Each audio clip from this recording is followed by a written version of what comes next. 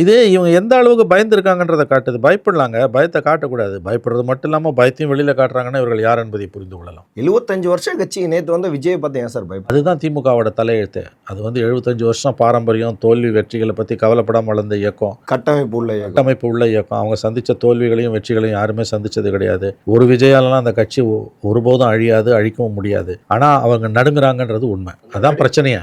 அவங்க நடுங்க வேண்டிய அவசியமே இல்லை. அவங்க ப்ராப்ளம் என்னன்னா, அவங்க உதயநிதிக்கு போட்டியாக விஜயை பார்ப்பதால் தான் பிரச்சனையாக வருது. விஜயா உதயநிதியான்னு வரும்போது விஜய்க்கு இருக்க அட்வான்டேஜ் உதயநிதிக்கு இன்னைக்கு இல்லை, நாளைக்கு இருக்கலாம், நான் மறுக்கல, இன்னைக்கு இல்லை. அந்த பயம்தான். அடுத்த வாரிசாக கொண்டு வந்திருக்கக்கூடிய உதயநிதி, அடுத்த முதலமைச்சராக வரப்போகிற உதயநிதி, அவருக்கு போட்டியாக விஜய் வருகிறார் என்று தான் திமுக பார்க்கிறது. அந்த கவலை தான் திமுகவுக்கும் விஜய்க்கும் போட்டி என்றால் விஜய் தோற்று போவார். திமுகவுக்கும் உதயநிதிக்கும் போட்டினா விஜய் வெற்றி பெறுவார். இன்றைக்கு இருக்கக்கூடிய உதய் அதனால வரக்கூடிய, அதனால பட் ஒரு 2 வருஷம் பொறுத்து 5 வருஷம் பொறுத்து விஜய் பின்னுக்கு தள்ளப்பட்டு உதயநிதி கூட முன்னுக்கு வரலாம், நான் மறுக்கல.